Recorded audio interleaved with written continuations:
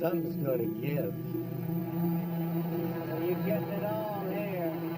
The kid against the veteran. The fastballer against the fastball hitter. There he goes. Who was the hardest throwing pitcher I ever faced?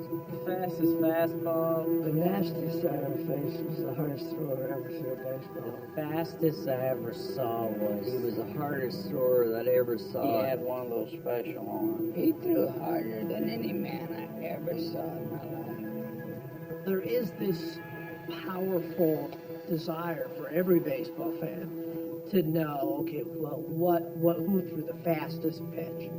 It's one of the great mysteries of baseball. You just can't change the game. No matter how much time goes by, everything in essence remains the same.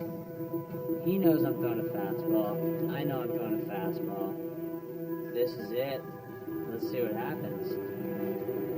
Just don't get scared when you look at the mouse wire and it says 98 up there. You be like, oh man, some people get scared, they get, start shaking and stuff. You can tell they don't want to hold it back.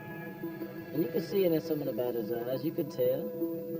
If you got anywhere close to plate, you threw that hard. There was a lot of fear involved.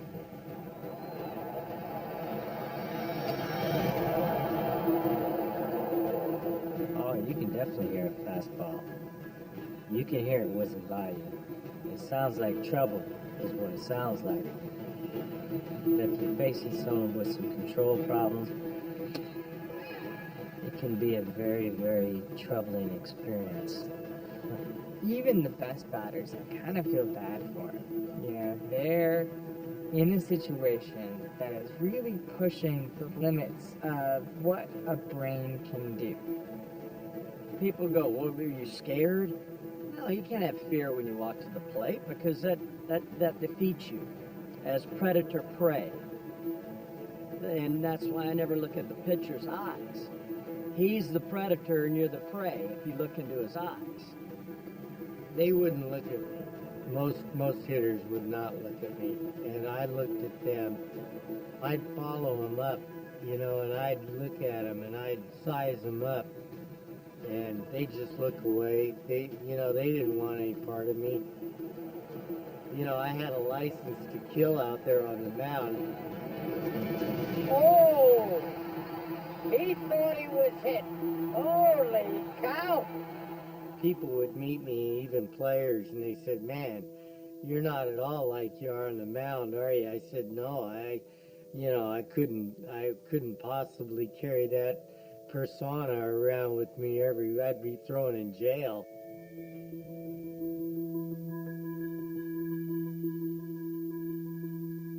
Goose Gossage.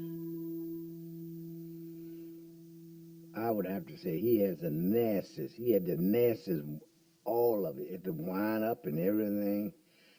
He was very scary, he was big, threw hard, very mean. I would say he was probably the nastiest I ever faced. The arm is everywhere. Head could be violent and shaking as he threw it. And you just hope he had home plate zeroed in there.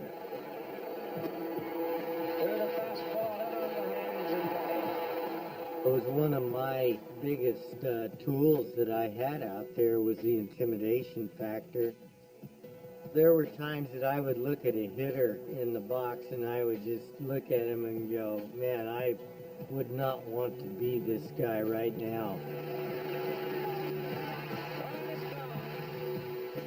It's the law of the jungle. You either eat or you get eaten, and I was not going to get eaten. Gossage is throwing bullets. He is throwing hard. Struck him out! You are either the hero or the goat being a relief pitcher. Closer is the word they use today. Closer wasn't even a coined phrase. We were relief pitchers. Live from Fenway Park, the second playoff game ever in the American League. My goodness, if there isn't something about a moment like this that rouses the competitive juices in a man, you got no business being involved in sports. The 1978 playoff game was the biggest game that I ever played in. I remember going to bed the night before the game thinking that I'll probably be facing Yaz for the final out. And you know you're going to get some heat right here. And Mr. Goose Gossage coming on. I have never been so nervous in a game in my life.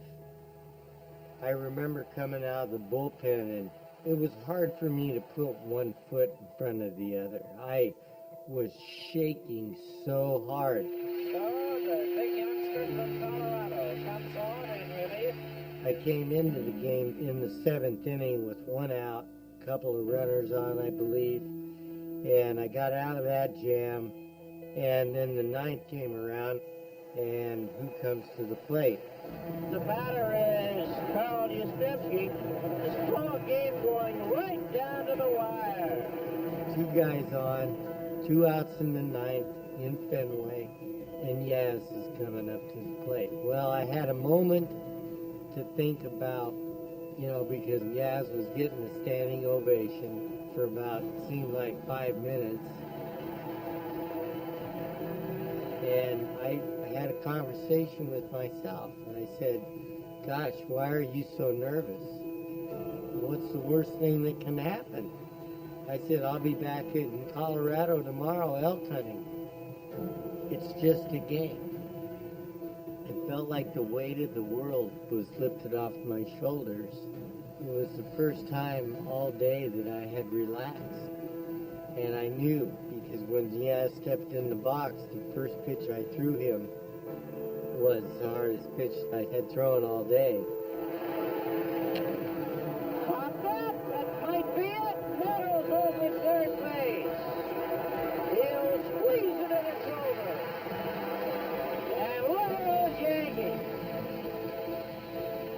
And I remember in all the chaos in the clubhouse, I went in the training room to get away from kind of everybody and just gather my thoughts a little bit. And Thurman followed me in there, Munson, and he goes, that had another foot on anything else you'd thrown all day.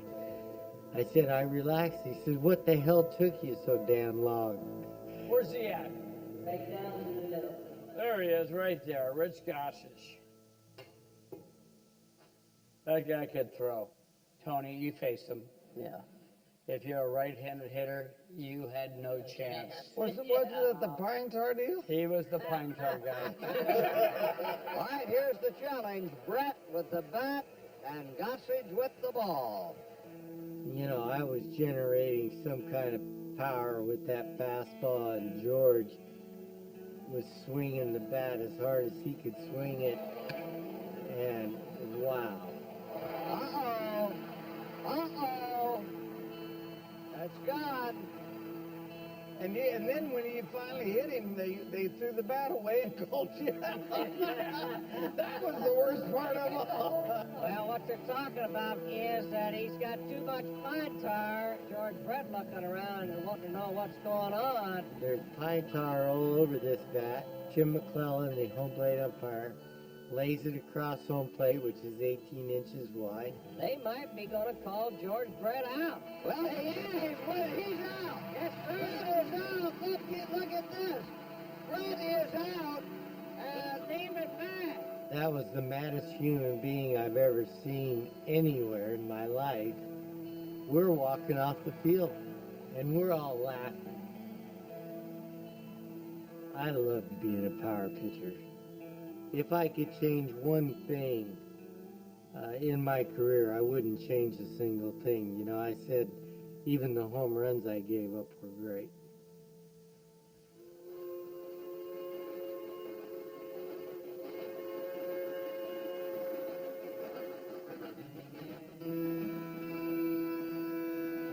my name's Clifford Blankenship. I'm a big league catcher by trade for the Washington Senators. I was a backup batting .219 till I broke my finger. Now I'm in Weiser, Idaho on a wild goose chase. Here to look over some palooka who was burning up the Snake River Valley Semi-Pro League.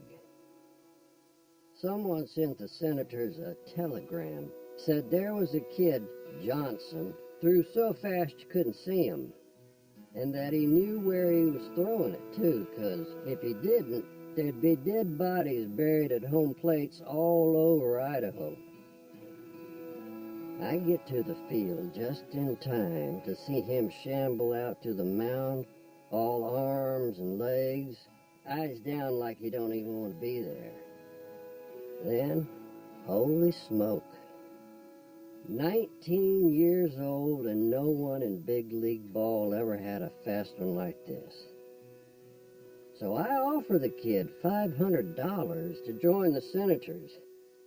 You know what that hayseed says? If I promise him train fare home in case he don't make it, he'll come.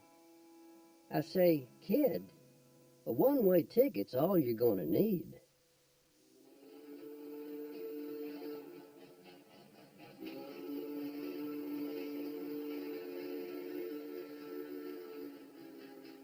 When the greatest hitter of the time, Ty Cobb, first faced Walter Johnson, he said that the ball traveled so fast that it hissed like a train as it went by. The legend of the big train was born. I think Walter Johnson very specifically changed the game in that he made the fastball something large, something larger than life. Especially in that era. Of course, that's dead ball. Nobody's really hitting home runs. The way that the game is played is Ty Cobb slashing through and stealing bases, and it was a very rough game. And here was this little bit of magic. This one guy who was a very modest individual, but he had this just amazing fastball. And they'd come from all around to see him throw. And it was exciting to people in a way that I don't think anything really had been before. If you have an exceptionally good curve, better curve ball than a fast one, or when you get out there and a base hit might hurt you in a ball game when a good batter up or something like that, well, then you want to throw him a curve if you have a real good curve. If you have a better fast one than you have a curve, if you have a real good fastball and not a very good curve, why, I'd throw him the fastball. Now people are starting to say, well, how fast is it? And as time goes on, that becomes a really important part of the game. The earliest known measurements of pitching speed were actually made back in 1912. Who knows how to do that, right? It's the military, because they have a century of measuring things like musket balls. So the first measurements were made at the Remington Armory on their ballistics range. At the age of 24, dressed in his church clothes, Walter Johnson walked into the Remington rifle range and became the first pitcher to ever have his fastball measured scientifically. So Walter Johnson walks into a large room. He sees a 2-foot by 2-foot wooden frame. And within that wooden frame are a series of thin copper wires. 15 feet further down, there's a plate on a stand. So Walter Johnson's job is to pitch the ball so it passes through the copper wires, which break a wire, sends a signal to the clock, and starts the timing. The ball then hits the plate 15 feet further back. That gives us a start time and the stop time. We know the distance is 15 feet, so one can compute the speed of the baseball. They do the throw, they make the measurement, and it comes up with a very famous 122 feet per second. Johnson's speed was met with astonishment. And from that point forward, the big train was crowned the fastest pitcher of all time. Nobody had ever seen anything like him. And the game had this new kind of hero, this new kind of mythology that they could build. And I think he's the one that really started it. 122 feet per second was a magic number in a world where human beings weren't yet measured in miles per hour. A century later, we'd represent that measurement like this. That comes out to be 83.2 miles per hour.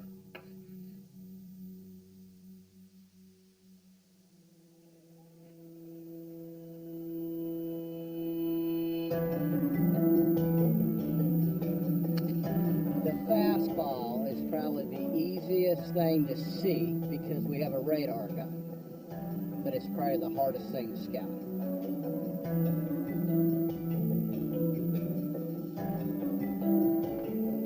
You know, you're looking at what the number says now, and you're trying to figure out what the number's going to say in the future. And these guys that you'll see sit behind home plate, that's what they're so good at.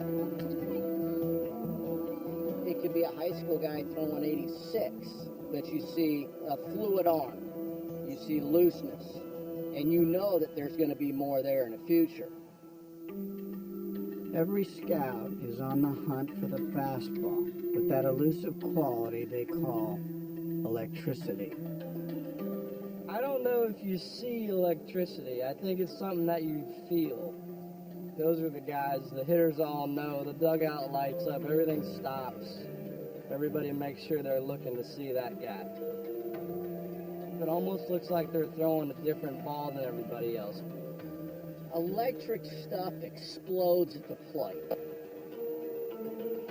When the guy's warming up in the bullpen, it sounds like a shotgun was just fired.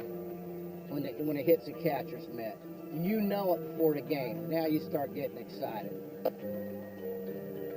We're all searching for that guy with the big power fastball that could walk out and say, it's game over, and basically do it with one pitch. That's what we're all chasing after. That's what we're spending 8 nights in a row out searching, watching one game, driving 5 hours, waking up the next day, driving 5 hours. We're looking for that guy. That premium, elite electric fastball is a holy grail. In the early years of the 21st century, Cuba was the only place on earth off limits to American baseball scouts. But it was from a town in eastern Cuba, just about the size of Weiser, Idaho, that word began to spread of a kid named Aroldis Chapman, who might someday lay claim to the title held by Walter Johnson 100 years earlier. The fastest to ever throw a ball. There's a certain amount of myth around him. The hardest thrower, on the planet. When he showed up, I remember the first game we were bringing him in, and he came in throwing, it was hard to fathom. It was 102, 103, 104 mile an hour fastball. I'd never seen that. That was the wow moment.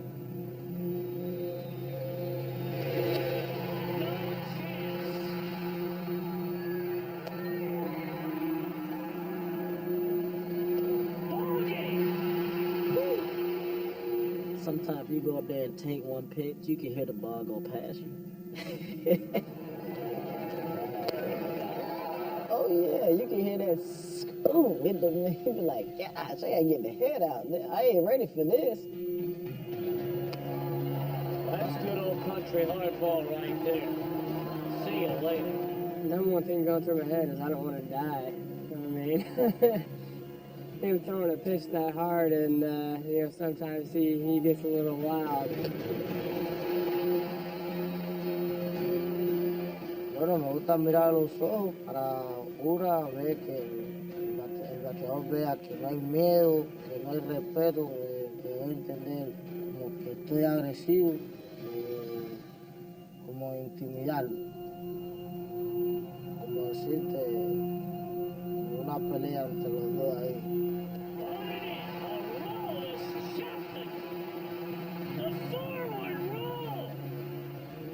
Just 3 weeks after coming to the major leagues, Chapman wrote a number on the radar gun that had never been seen before.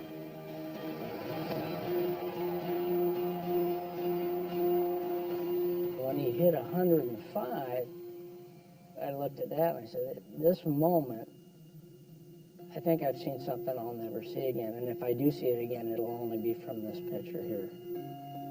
Cuando supe que era el picho más rápido, oye, mierda, ¿cómo salió eso?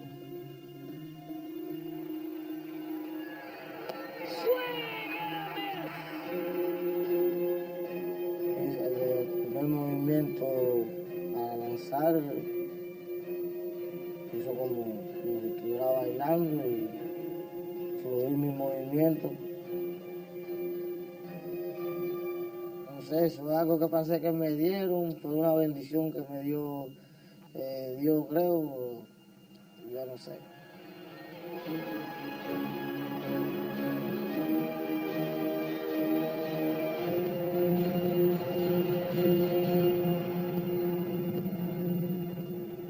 We had a great Hall of Famer just pass away, Bob Feller. Yeah.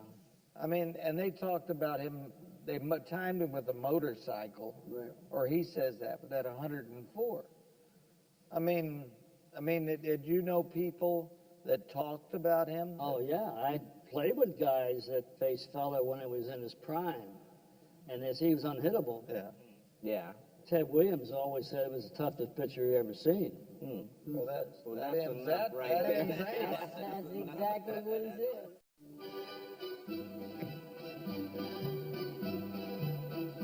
This husky teenager is Robert William Andrew Feller of Van Meter, Iowa. That fastball was famous all over the state when he was a schoolboy. He struck out 23 in a sandlot game at the age of 16. And at 17, he was signed by the Cleveland Indians in 1936. In his first major league start, he struck out 15 St. Louis Browns, and 2 years later set a record by striking out 18 Detroit Tigers. Bob Feller, when he comes in as a 17-year-old in the 1930s, he's just a high school kid coming out and just throwing these incredible fastballs that are frightening major leaguers. In every one of Feller's first 7 full seasons, he led the American League in strikeouts and caused people to reconsider the very limit of what a human arm could do. He's a unique character in this story. Bob Feller was the first guy to really try to find out how fast the fastball went. People, had a reference point already, and so the question was faster than Walter Johnson. That was the point. And he does all of these different things. He races a motorcycle with a fastball. He tries to throw it through some army contraption. Bob Feller, pitcher for the Cleveland Indians, takes time off in the nation's capital to demonstrate his cannonball delivery. In 1946, Bob Feller's speed was measured in an experiment done on a baseball diamond by bringing in a fairly modern device that used light beams as the start timer and the stop timer. It is recorded by the Army Ordnance Department's Lumaline chronograph. He threw from the pitcher's mound through the opening in his box at home plate, and the device measured his speed at this point with a speed of 98.6 miles per hour. While Walter Johnson has traditionally been considered the fastest pitcher who ever lived, Bullet Bob left a scientifically timed record for future generations to shoot at. 98 and 6/10 miles per hour.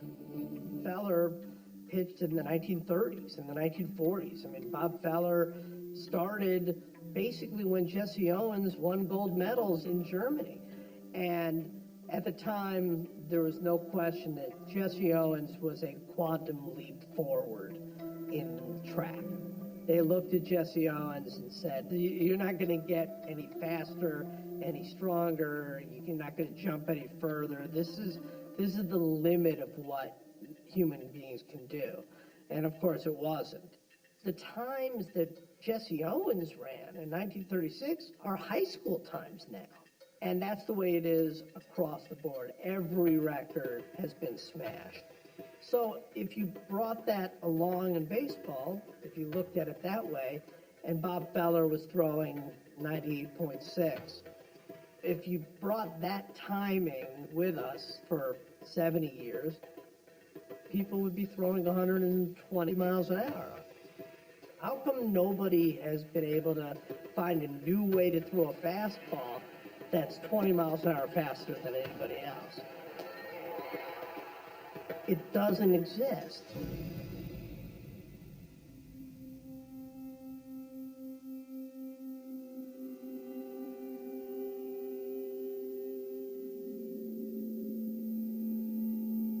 Baseball starts and stops with the starting pitcher. I love my fastball. I love it. A lot of 95s, 96s, some 97s. For the most part, I probably sit around 94, 95. If I need a big pitch, more oftentimes than not, I'm gonna throw a fastball.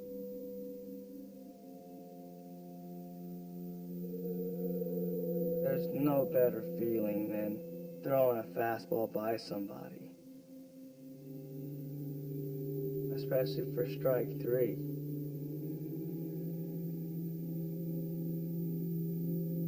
You know what the fastest pitch you ever threw in the major leagues is? And I think it was in 2010 in Detroit. I faced Johnny Peralta. It was in the 5th inning. I was over 100 pitches, so I knew this was going to be my last inning. And they go two. Swinging a miss. He was threw it right by him at 100 miles an hour. I definitely looked up there and said 100. I mean, I never envisioned myself going 100 miles an hour. I mean, it's crazy. And everybody's like, oh, you know, that guy's juice. You know, guys razz me a little bit, but no, if that radar gun reads a hundo, that's what I threw. Gibson threw hard, but he threw the hardest low fastball of anybody I'd ever seen. You know, Koufax and those guys, you know, up here, around there, but Gibson could get it down here. I guarantee he was still around 100 when he got it right around in the knees. I couldn't believe it. And that's when I first got to the big leagues. I'd never seen that before, you know. I mean, never. And then I swung at it. I couldn't. Let me ask you a question. Were you ever fearful that he would hit you? No. Because no. he had the reputation. No.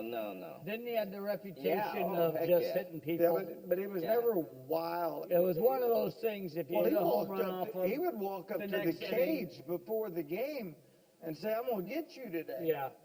He told hitters, "I'm going to get you today," and he hit him.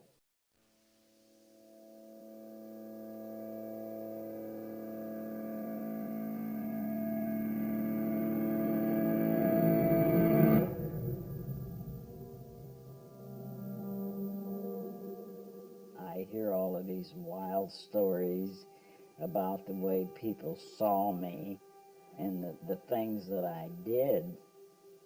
I heard that I threw at people. Yeah, you're always throwing at people. No, the people I threw at, I hit.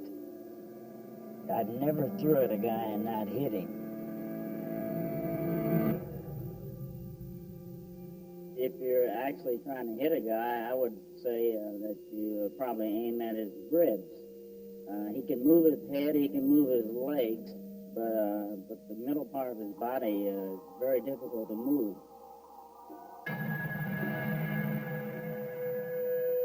That was Bob Gibson. He believed in having part of the plate, and you had to give it to him, you know. I mean, and he threw very hard. I always thought about it. It always was in the back of my mind that one day he's going to turn loose one and he'd come upside my head with it. You know, I felt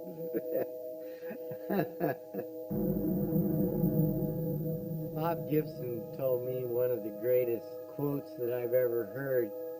He said, half of that plate's mine. And he said, now you got to figure out which half I'm coming after. He was just a great competitor. His whole disposition, you know, that he wanted it more than the hitter wanted to hit him. When he got tougher, he could reach back inside and get a little bit more when they needed to. I hit a squibber that a Q shot it up the middle for an RBI single, and the next at bat he drove me in the arm. Boom, right there.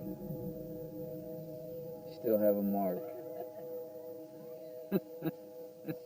He tells me now, because I've said it a lot of times on there, he said, I didn't hit nearly as many guys you guys think. Look it up. Gibson would look in like this. Yeah. He couldn't see, though. He couldn't see, and that's what, all of a sudden, the catcher's putting the sign down, and the shadows he couldn't see, and Bobby going like that, and the hitters the next day say, why in the hell are you looking at me like that? And Bob said, man, maybe I'll just do it every time, where I can see or not.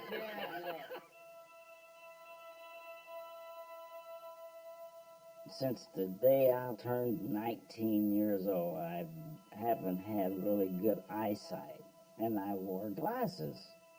Never on the field, but I wore glasses, and I would look in and try to see the sign. So the intimidating factor, I think it's the way I look, period.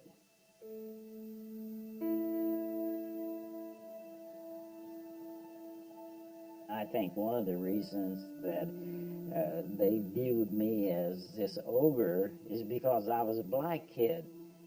White kids did the same thing, and nobody even thought about it, but I did it, and I was this guy, you know, this monster, and that wasn't going to hold me back. And I don't imagine I did anything to dispel any of that, you know, but I don't know where that image came from. I guess it was because I was who I was. You're not an angry guy. You're not a... I'm not angry now. I was then. We never got any runs.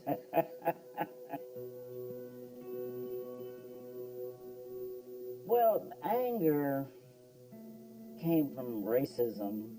Of course it did. But racism was a way of life. That it was stuff that I had to deal with on a day-to-day basis.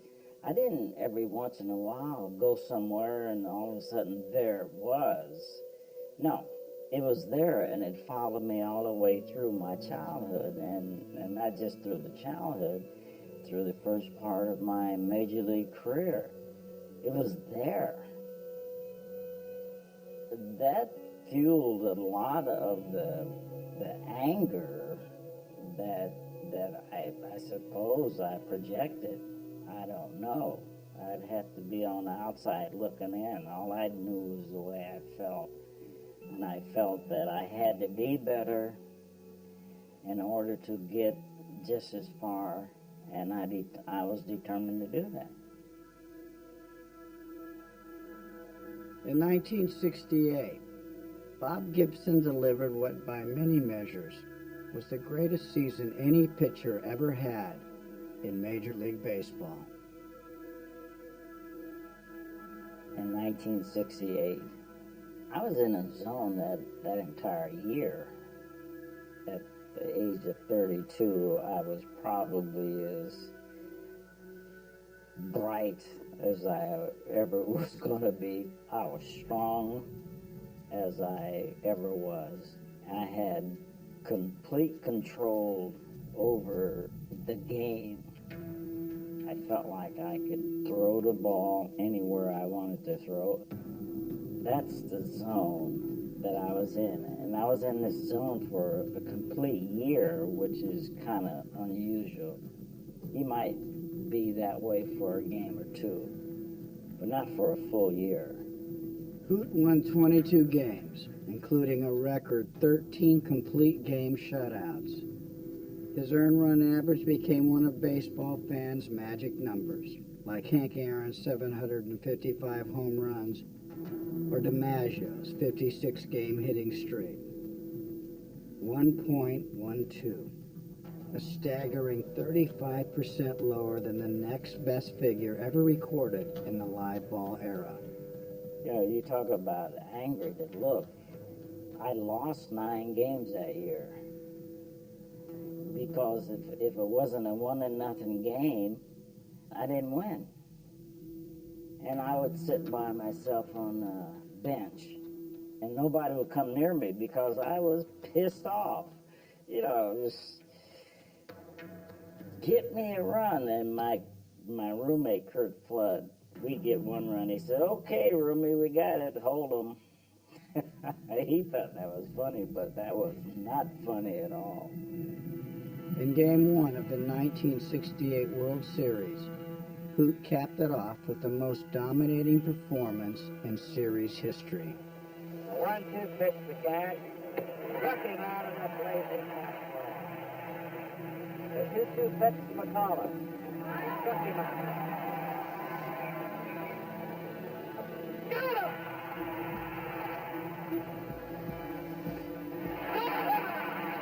The 11th strikeout.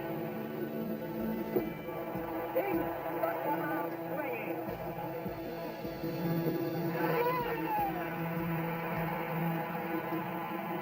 Let's again a standing ovation. A new World Series record. Certainly, you know, 17 strikeouts was, I guess it's still a record in the World Series. And he could end it all now with the most dramatic of flourishes. He got it! Struck him out! Look at the scene on the field, the carve of the first run.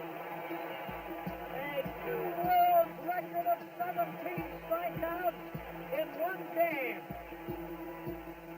Doing what you do and knowing that you're good at it, that's the great feeling.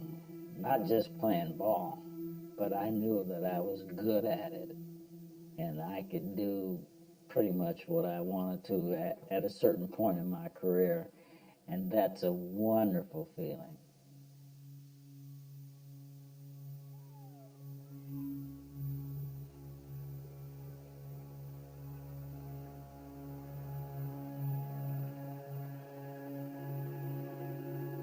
Nobody's gonna give me anything.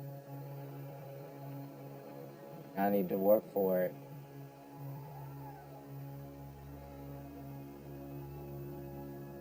The fans here in Atlanta treat the last 3 outs of the game unbelievably. To say I don't hear them, I'd be lying, because I do. It pumps me up, makes me excited. When the fans are behind you, your body takes over.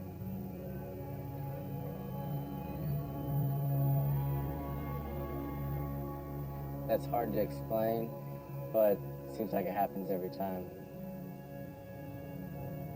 You have complete trust in yourself that if I throw this pitch, I'm going to get the guy out. You need to believe that you're going to throw a pitch for a striker, or maybe throw it by a guy. That's just a way of thinking that you have to have. There's no way I can't strike this guy out.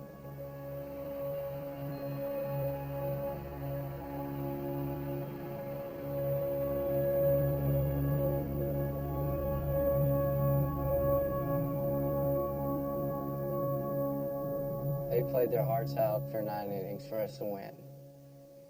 And for me to come in and blow a save and lose the game because of that, you know, in my mind, that's unacceptable.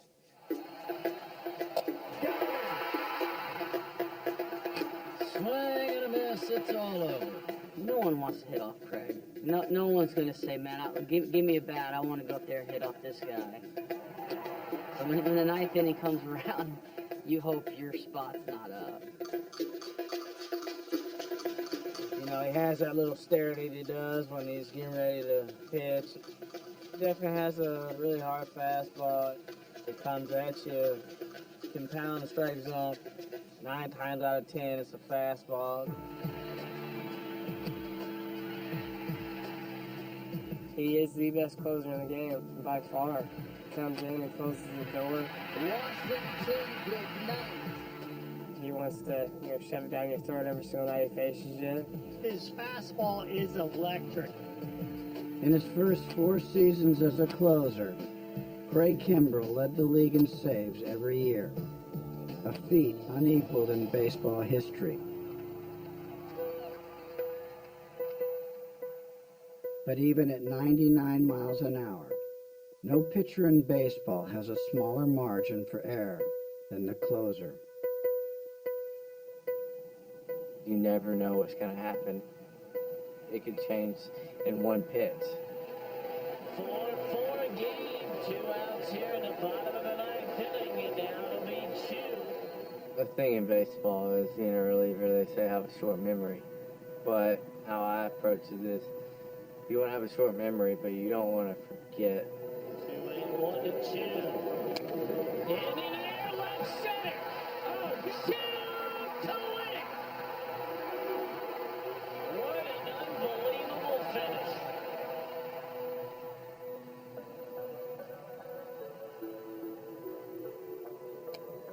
I threw him a fastball middle of the way. Since Chu hit it out of the ballpark.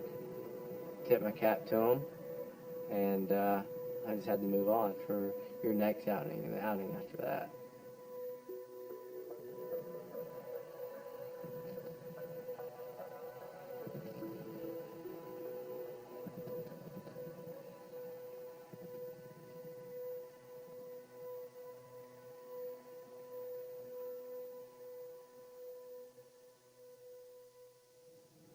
What's the difference between a 92-mile-an-hour fastball and a 100-mile-an-hour fastball? Home runs. Probably about 92. Probably about that much. And that much can make so much of a difference. You bet.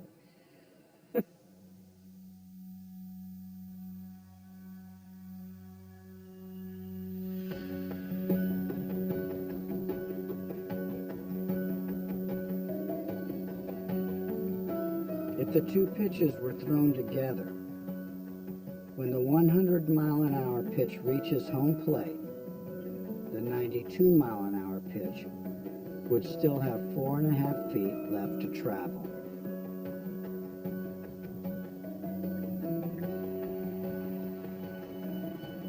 When you throw a 92, you can read the Major League logo on the ball. You can see the seams, you can see all that. But when a guy throwing 100, it look like a golf ball. Good luck. It's kind of funny to say it, but it's night and day, 92 and 100. You feel as though you have a lot longer to hit when actually you don't.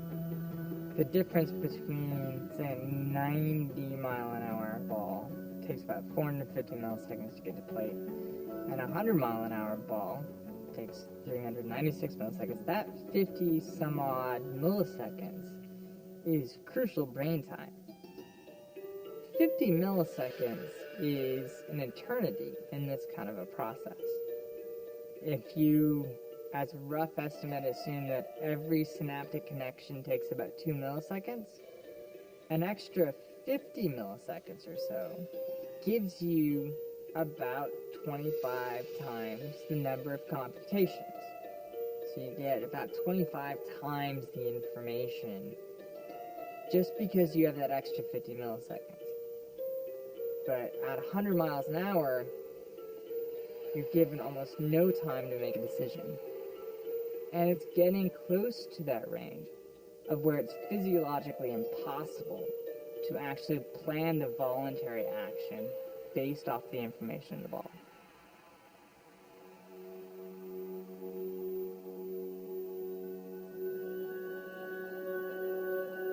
When the pitcher's mound was set at precisely 60 feet 6 inches from home plate, the game of baseball was set in perfect balance. A showdown between the fastest it's humanly possible to throw a ball and the fastest it's humanly possible to react to it. You're not going to have that many moments in your life where you're going to see the edge of human performance meeting the edge of human performance. And so when they actually do meet, it's a beautiful thing.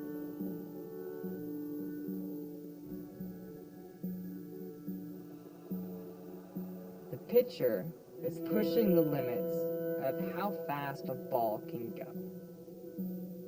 And that limit is coming close to the limit of how fast a hitter can make a decision. And so you have these two extremes of human performance doing this kind of dance right at the edge of where their biology is constraining them. We have these very basic events that are going on, throwing a rock and hitting it with a stick.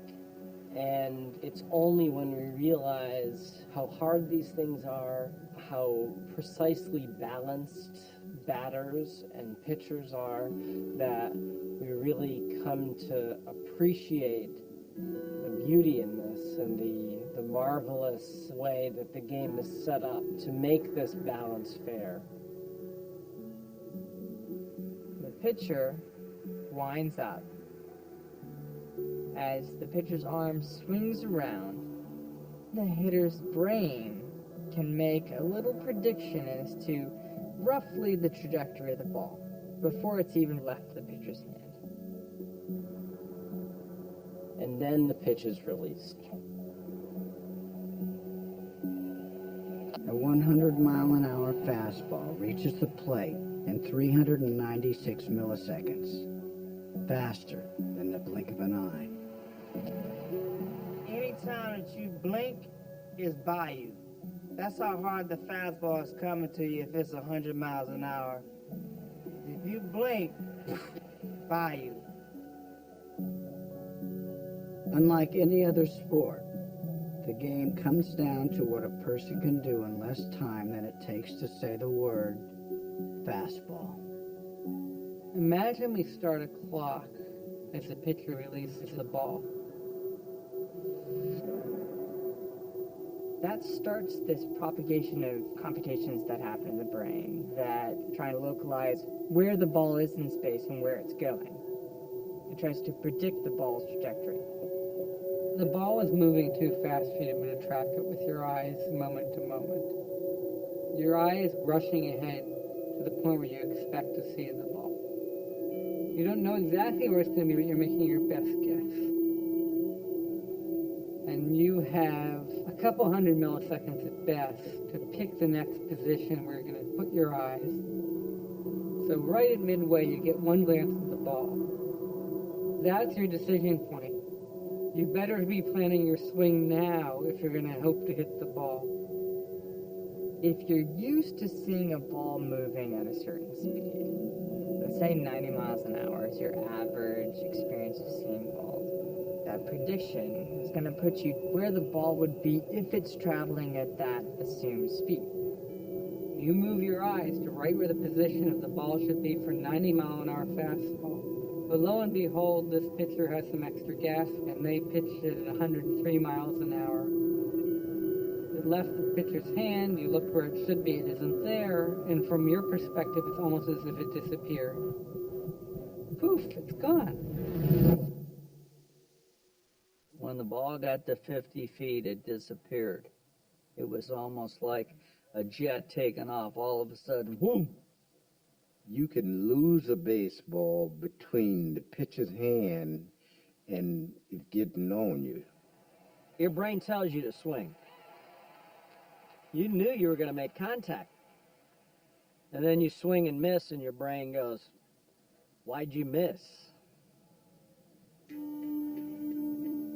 If you think about the process of visual perception, what you're really doing is looking at the positions of the ball and making a best guess all the time about where it's likely to be. So if things happen that you didn't anticipate, all sorts of optical illusions essentially can happen. So one of the ones that can happen for the batter is that the ball can completely disappear. And the 2-2. Swing and a miss, it's all over. Our brain does a really good job of filling in gaps between the things that we see and sort of allows us to tell a story that makes sense about what happened. In that case, where the ball is faster than your eye movements, the batter fails to reacquire the visual image of the ball, and the ball is now sort of beyond the point where he thought it was. He's going to look to a particular spot and expect the ball to be there, and the ball's not there. Now there's almost an error message that occurs. There has to be a new telling of the story. One story that batters' brains create is that the fastest pitchers can actually make their fastball rise as it approaches home plate. Koufax, he threw a fastball, and that ball would start here, and by the time you swing it, it would hop a little bit up here. You watch the ball leave his hand, and then when you get ready to swing at it, it rises. 2-2 pitch to Parrish. Got him swinging. Dwight Denton, he had a lot of jump and movement on the ball upward. There's very few guys that get that. You can know a fastball's coming, but it had that upward rising to it. And I could almost feel this thing hit my mustache. That ball really scared me, because you lost it. Scientists say can't happen. The ball can't rise. I don't know. I don't think they ever played baseball. I don't think they did. It may not sound logical, but it rises. And I don't want to get into an argument with scientists, but I have to say that in some cases they're making a mistake. It wasn't impossible for it to happen because it did. You come over the top and you hold a four-seamer this way. You got 1, 2, 3, 4 across the seams. It did go up a little bit. You have to throw pretty hard. The guys that throw 80s and 89, 90, that ball's not going to go up. Chapman, I guarantee you his ball goes up a little bit. Devastating fastball that has that late life. It's impossible. You believe rising fastball is impossible? Yeah, I believe it's impossible.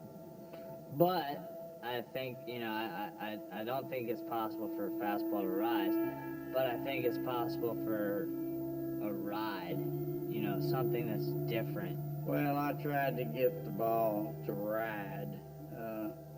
If you talk to a physicist, he says the ball does not rise, but it does not drop as fast as others. You hear guys that say they have good ride through the zone. It's just the natural spin, 12 to 6, just like this. Once the ball leaves the pitcher's hand, the dominant force acting on the ball is the one we're all familiar with, is the force of gravity. So the ball drops. Something like that. For a 90-mile-per-hour fastball, it's going to drop about 3 feet if the only force on the ball was the force of gravity. But a four-seam fastball has a strong backspin on it. That creates a magnetic force that's pushing upwards, so the ball still drops, but it drops slower than it would, and the trajectory the ball takes is something like that. It actually crosses home plate about 10 inches higher. If this is what a 90 mile per hour fastball looks like, think about a 100 mile per hour fastball. Perhaps with a stronger backspin and more magnet force, it will have a higher trajectory and cross home plate inches above the standard four-seam fastball. The visual was that it would kind of ride. It would kind of like ride up and away from you. Swing it. Boy, how could I not hit that pitch? It always gets on top of my bat. Now that's a fastball that's hard to hit. Physics tells us the ball is really moving in a smooth arc throughout its trajectory. The problem is if we go back to the first half of the pitch, there's very little difference in the trajectories between a 100 mile per hour fastball and a 90 mile per hour fastball. And it's the beginning of the pitch the batter has to use to estimate where the ball is going to cross home plate. It's not till the ball gets very close that he realizes that the ball is actually up here, and this will give the illusion that the ball pops upwards at the very end. It's not because it actually does, it's the difference between where his brain is telling him the ball is going to be and where it actually is when it approaches home plate. I think scientists are crazy if they think that. I mean, Craig Kimbrell. Looks like his fastball rises every time he throws it. They need to grab a helmet, grab a bat, and get in the box because they don't understand what's going on up there.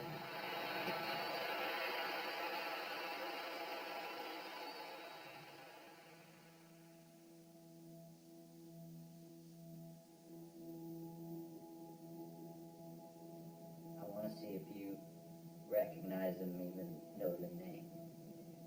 Any name on there familiar to you? Jack Smith. That's not the one we're talking about. Well, I didn't know. I just said that. I had a 25% chance. I didn't want to say no.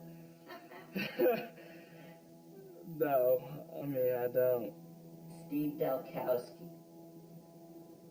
Steve Dalkowski. Don't know it. How would I know it?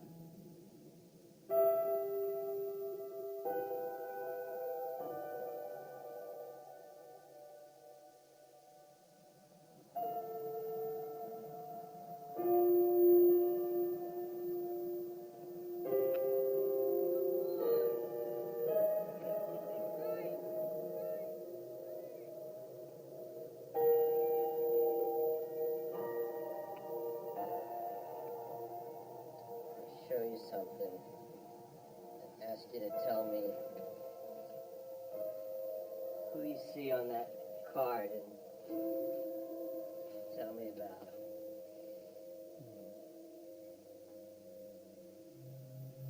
Well, the guy that kind of sticks out is Steve Dalkowski.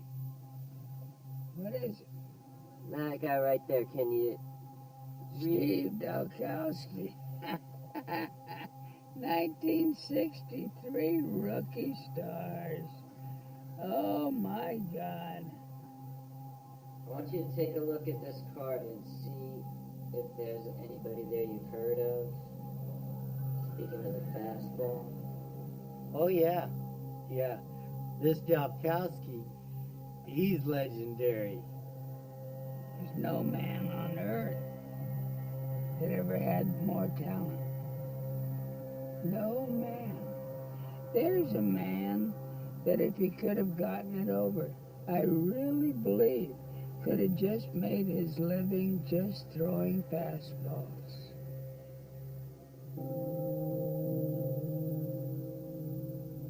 Well, I did know Steve Dalkowski. I knew of him. And obviously I came up in that era that everybody knew him, and they said he's the hardest throwing that everybody that ever saw him said that. And I never saw him. But people did talk about him. Oh, he was a legend. And you hear all these stories about him.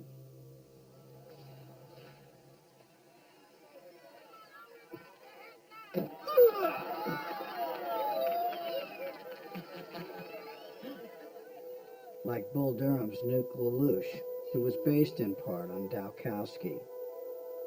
Or Sid Finch, George Plimpton's imaginary pitcher who threw 168 miles per hour. The story of Steve Dowkowski sounds like pure myth, but it was real. Tell us what we're looking at. What did that arm do? Threw a ball faster than anybody's ever lived. Anybody.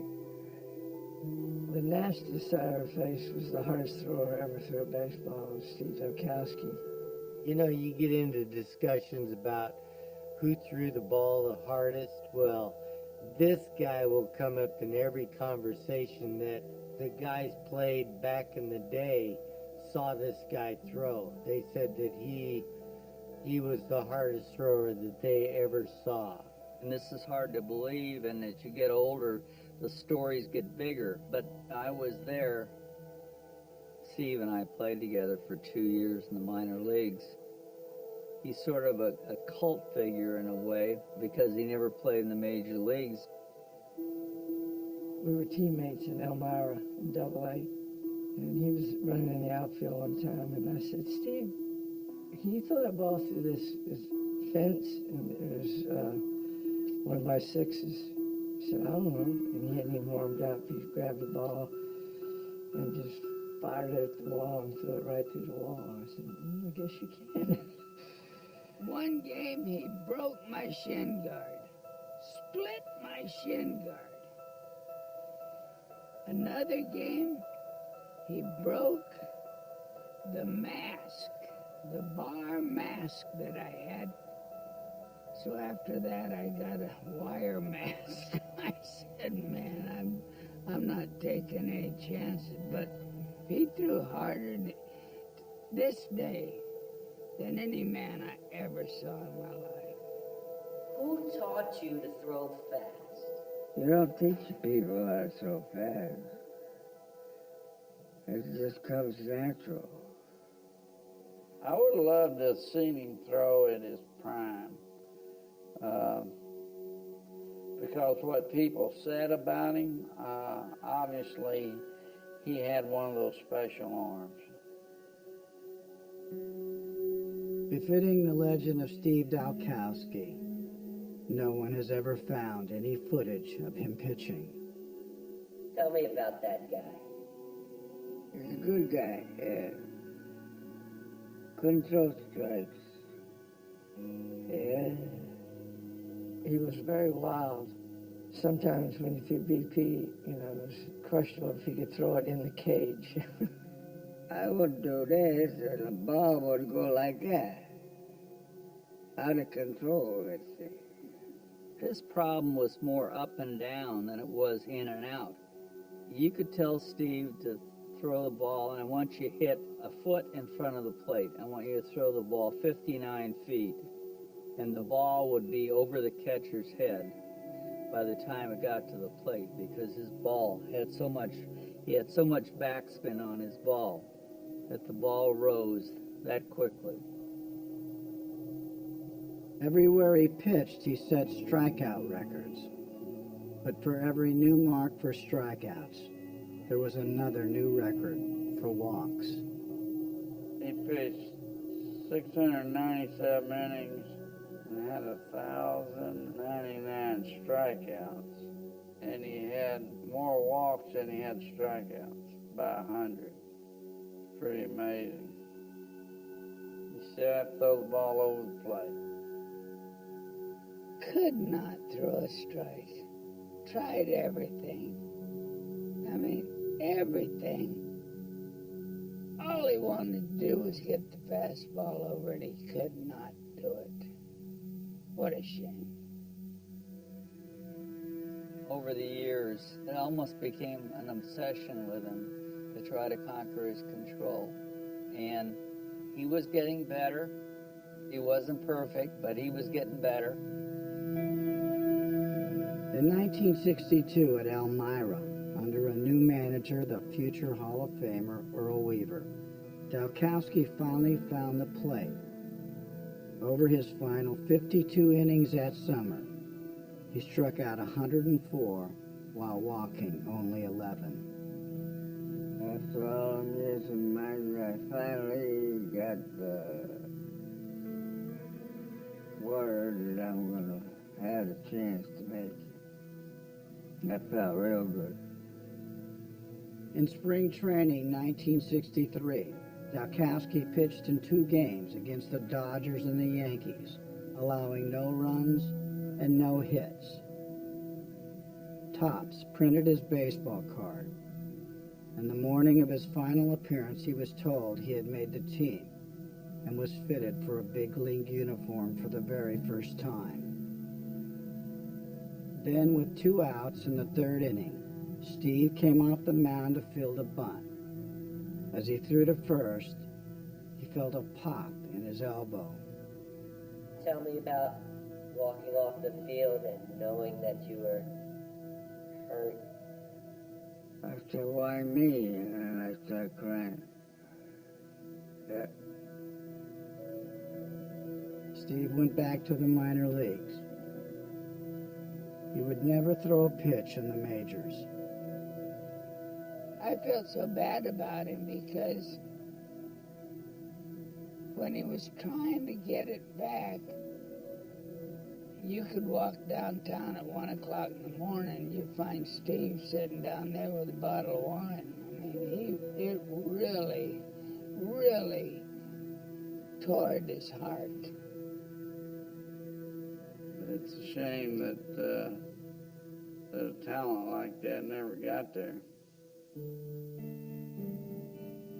It's a fragile deal, and if the wrong thing happens, you never know. He's just somebody that was unable to conquer his control. And it's just unfortunate that he never made the big show. If he'd harnessed his control and gone to the big leagues, I think he would have been one of the premier fastball pitchers, ever in baseball.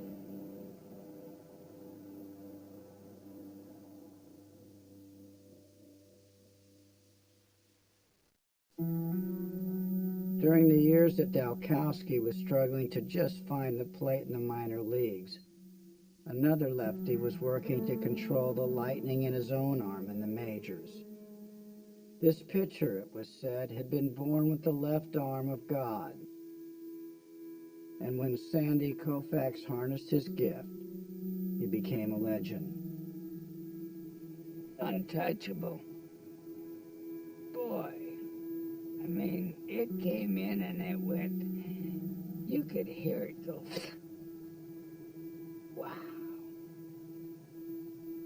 One time he threw a pitch in there and I said, ball. He got the ball back like this and he looked in at me and he went like this with his hand as if to ask, was it too high? And I just nodded. That's right. Next pitch, he brought it down 6 inches, same thing. So wham, strike 3.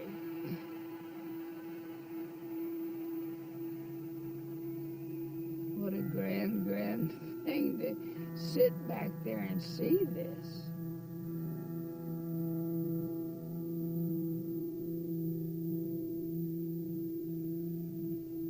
In 1965, on a late summer night in Los Angeles, Koufax took the mound for the Dodgers. The game wasn't on TV, but the Dodgers trainer Bill Bueller was an amateur film buff and brought his camera to the game. He found an empty seat behind home plate and began to roll. For decades, the film sat forgotten in a closet, now recently uncovered and restored. A glimpse of Sandy Koufax on a night that maybe God himself created especially for his own left arm.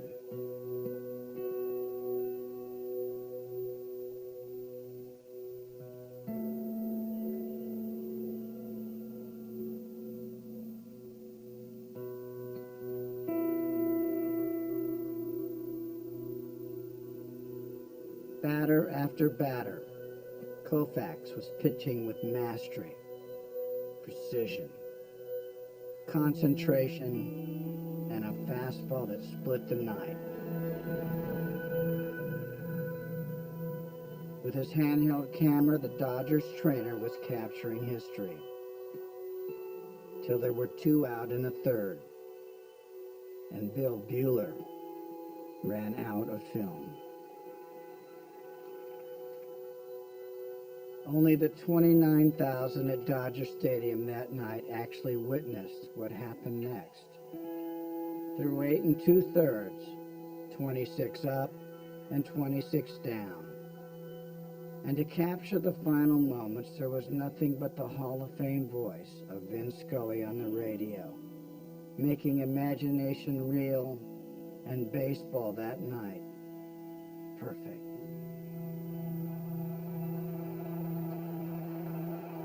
He is 1 out away from the promised land, and Harvey Keene is coming up. And Koufax takes a hitch at his belt and walks behind the mound. I would think that the mound at Dodger Stadium right now is the loneliest place in the world. Sandy into his windup, and the pitch, a fastball for a strike. And you can almost taste the pressure now. Koufax lifted his cap, ran his fingers through his black hair, then pulled the cap back down, fussing at the bill. And there's 29,000 people in the ballpark and 1,000,000 butterflies. Sandy ready in the strike one pitch. Very high, and he lost his hat. He really forced that one, trying to get that little extra. You can't blame a man for pushing just a little bit now. Now Sandy looks into his windup, and the 2-1 pitch to Keene. Swung on and missed. Strike 2. 2-2 to Harvey Keene. 1 strike away. Sandy into his windup. Here's the pitch. Swung on and missed. A perfect game.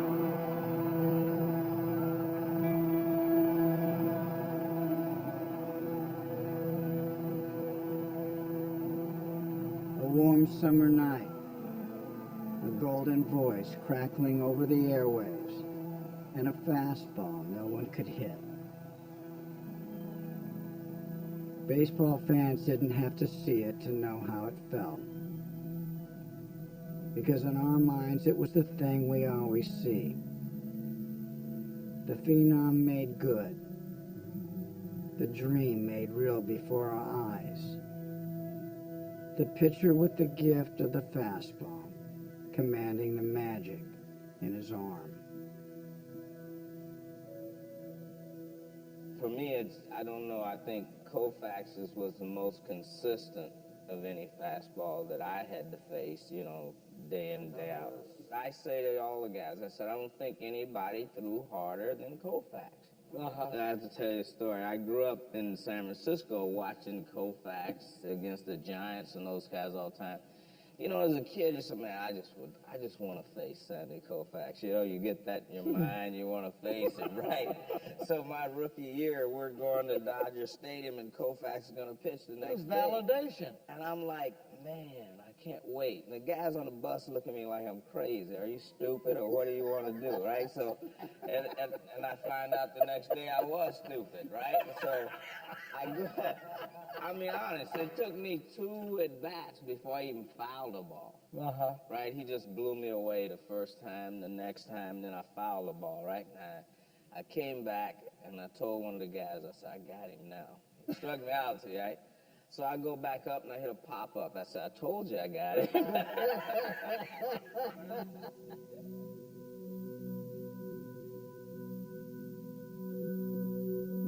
Who's the fastest you ever saw? Juan Behringer with 101.5 in AAA. And he was still throwing about 100 for Minnesota when I faced him. He is just pumping some major league gas. Mercy. Of all the people I've watched over the last 40 years, I think Billy Wagner was probably as hard a thrower as I'd seen. Here's the pitch, swing and a miss on a high fastball at 100 miles an hour. You're not going to catch up to that one. I'd probably say it's Kevin Brown. I really didn't like facing that guy. He threw hard. He just had so many different windups. And he used to always come high and tight on me. I used to be, and I was young then. I was scared to be in the batter's box with Kevin Brown. I mean, plus everybody knew he was kind of crazy too. Robin Roberts. And when he got men on base, he could throw a little bit harder. He just reached back and threw more. I said, wow, boy, this guy can throw the ball. Herb Score. I saw Score when I was just a kid. My grandfather took me to an exhibition game, and I never saw anybody could throw the ball that hard. It's one of those things you remember in life. The ball literally just jumped. I couldn't see the ball. And I told my grandfather, I said, you know, I've never seen anybody, Grandpa, throw the ball this hard.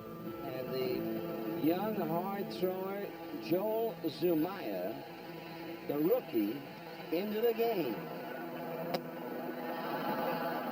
Joel Zumaya. It just exploded out of his hand. After the pitch was thrown, it was like Bobby, and I'm like, wow, that was kind of hard. Let me look up and see what the radar says. And the gun said 103. And now I'm like, oh my God, I got to use all my mechanics. I got to get it ready early and just swing. So, you know, I got my foot down and I'm ready to go. My eyes got a little bigger. Swinging a miss, he went after the curveball and he struck him out. And then he threw me a curveball and I looked like Bugs Bunny spinning in the ground. It was terrible. I remember my first year, you know, I was 20 years old. You know, I was wide-eyed and overwhelmed and in Yankee Stadium for the first time playing. I remember getting in the box and got to a 3-2 count. And the catcher says to me, well, there's no mystery what he's going to throw right here. And he struck me out with a fastball. Percival strikes out Jeter to end the ball game. I got sent down right after that, but just wanted to come back and get a chance to redeem myself. All right, who's the hardest thrower? I'd say Nolan Ryan. Nolan Ryan. Nolan Ryan. I would say Randy Johnson and Nolan Ryan. Okay. Each side. I would say Nolan. I mean, it was high heat. And you were from the time you left the dugout, you were starting to swing. I mean, it was just one of those.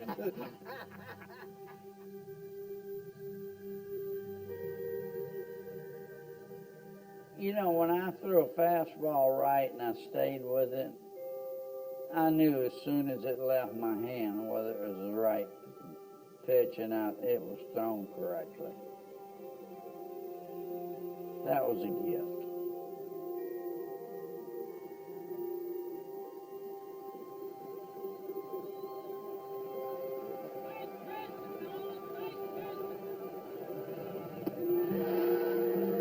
There's certain guys that are electric, what I call, you don't know whether they're going to strike out 15 or you don't know whether they're going to pitch a no-hitter. And Nolan, when he got to the big leagues at 19 years old, that's the kind of guy he was. When he threw that fastball above the waist, it just exploded. Pitching for the Miracle Mets in the 1969 National League playoffs, 21-year-old Nolan Ryan faced home run king Hank Aaron. I had a good series against the Mets. I hit one off Seaver, I hit one off Kuzman, and I hit one off Gentry. Hank Aaron now has homered in each game of this series. And Nolan Ryan was the one that almost hit me, and he cooled my papa down right here.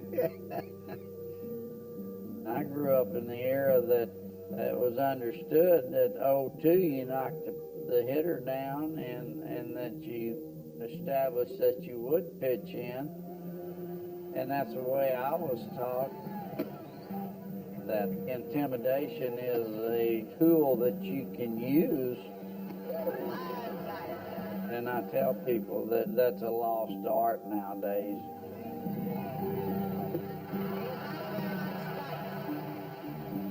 Nolan had this edge about him, and he was not afraid to throw one under your chin. I'd get goosebumps. It's ridiculous to say, but I could have got hit in the head and died at home plate against him. You know, I mean, there was a lot on the line there. It was a damn scary at bat. Nolan Ryan was my last year. And I says, Nolan, don't hit me. I'm retiring next year. Please don't hit me. I want to be able to play golf when I retire.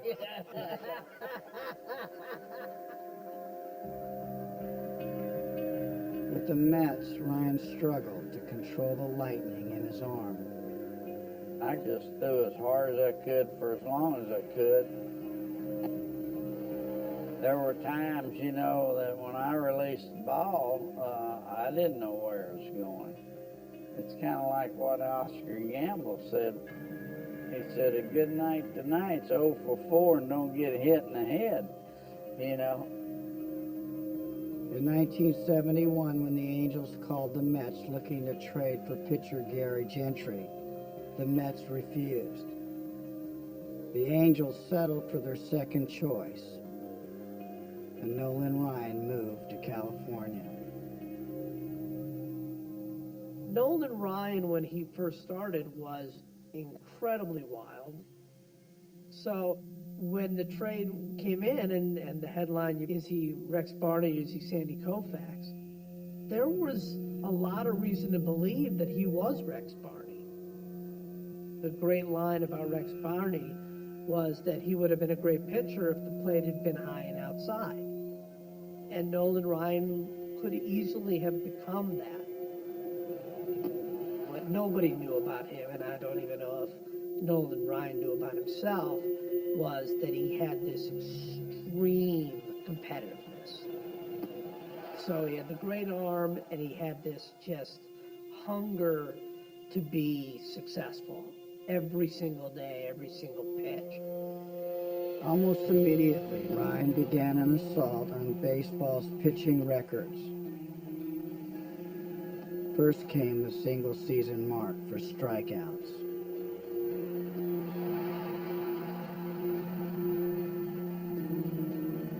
Next came the no-hitters. Here it comes. He popped it up. There's no play. No hitting. There were a lot of times I was an overthrower, and that's something I had to fight my whole career. But once I got control of that, I became more effective.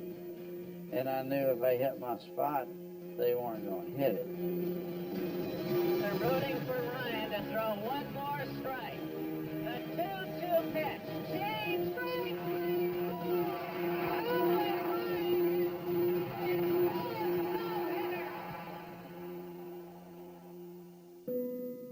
Four no-hitters equaled Sandy Koufax's record.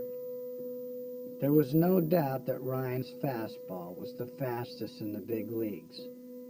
The only question that remained, was it the fastest ever? I think the three guys who are different from anybody else are Walter Johnson, Bob Feller, and Nolan Ryan. In the moment, in their moment, people saw them as the fastest ever. When Walter Johnson was pitching, story after story simply referred to him as the fastest pitcher ever. It was a fact. It wasn't something that anybody threw out as an opinion. And then when Feller came in, it was the same thing. And I think then you have to go all the way to Nolan Ryan, who everybody wanted to sort of use as the example. Okay, how fast can a human being throw a baseball? No pitcher had ever had his fastball clocked during an actual game. But in 1974, the invention of the device that would become the radar gun made it possible for the first time. We have a coherent infrared radar located in the press box at Anaheim Stadium, and we send an infrared beam down over the catcher and umpire's head. They had me go out and throw some warm-up pitches, and you know, they had one at 74, and then it went up to 84, and then I think the highest I threw in those 5 warm-up pitches was 93, and I was standing out there thinking, this is going to be a wreck. Because it was all sheer speculation of what people threw. You know, you'd hear this guy has a 100-mile-an-hour fastball. Bob Feller was the hardest thrower ever, and 98.6, and you know, and nobody really knew. The device was set up to measure his pitching speed about 10 feet in front of home plate. And he was actually clocked at 100.8 miles per hour on that night. We're pleased to announce that Nolan Ryan officially is the fastest pitcher. Ryan's fastest pitch came in the 9th inning. He finished the night with 159 pitches.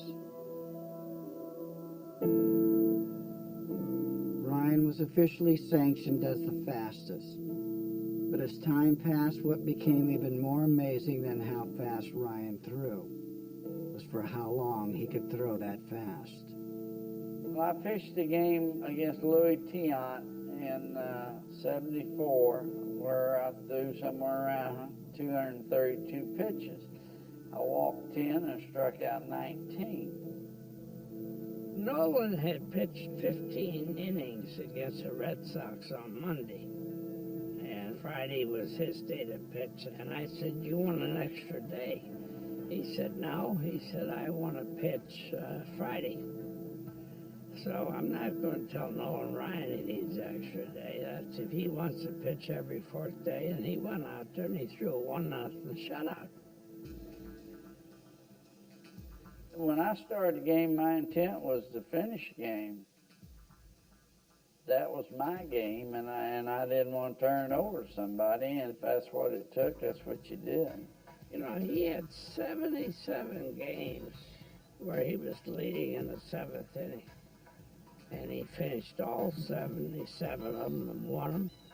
So he was his own closer. I probably averaged somewhere between 150 and 170 pitches a start.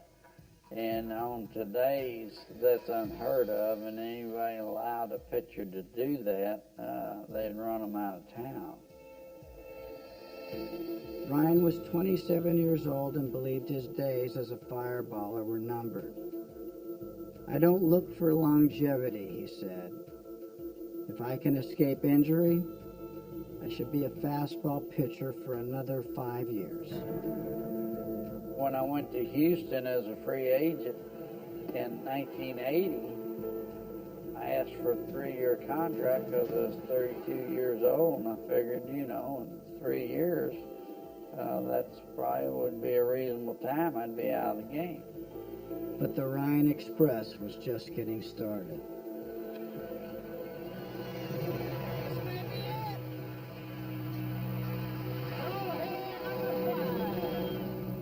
First, he pitched his 5th career no-hitter, a new record.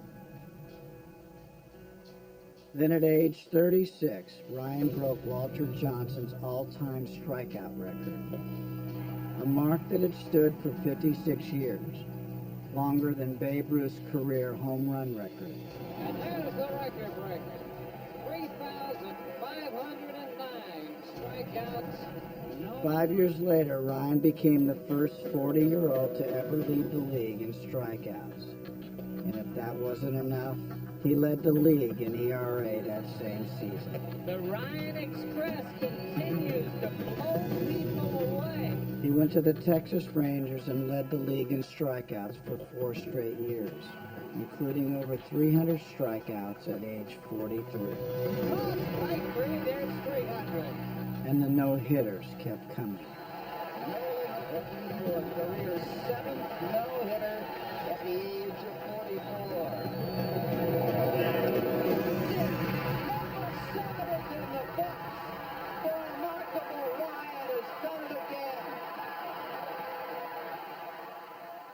I think Nolan Ryan wanted to be unhittable every single day. I don't think Nolan Ryan ever wanted to concede anything. Every batter he faced, he wanted to strike out. And there it is, strike three. The Grunt told you it was a fastball. He put everything he had into his fastball, including a grunt.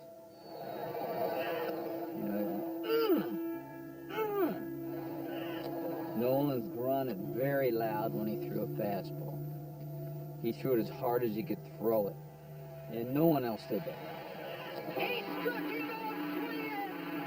Strikeout number 5,000 is history for Nolan Ryan.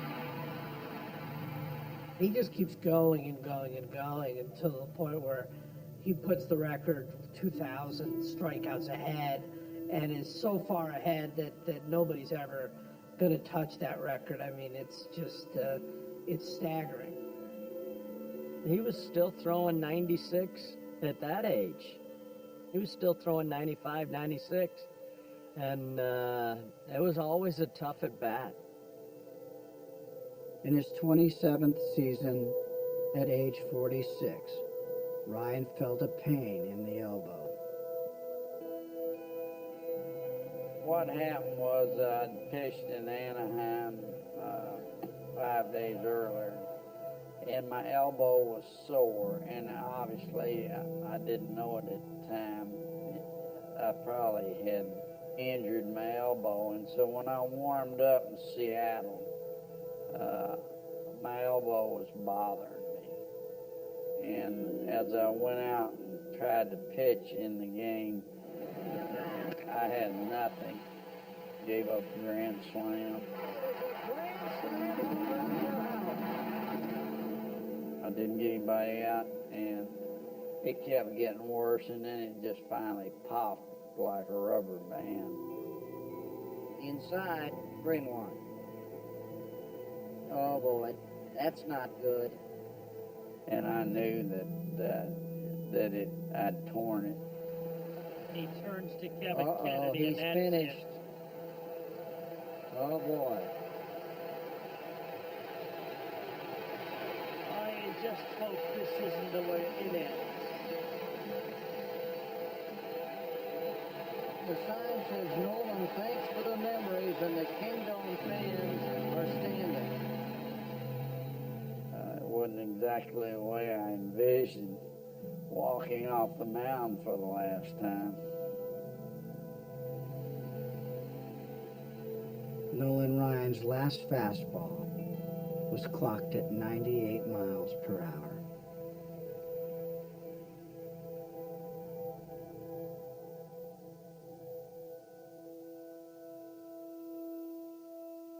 To compare pitchers from different eras, fastballs thrown in different conditions, measured in different ways and marveled at by different generations. This is the question that every baseball fan wants to answer.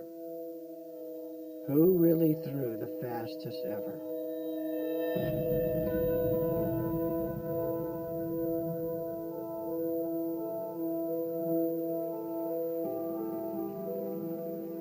Today, all pitches are clocked at 50 feet from home plate, virtually the instant the ball leaves the pitcher's hand. So 50 feet from home was the point where Aroldis Chapman's pitch officially registered at 105.1. But physics tells us that a ball traveling at 105.1 miles per hour at this point here is going to slow down considerably as it travels towards the batter.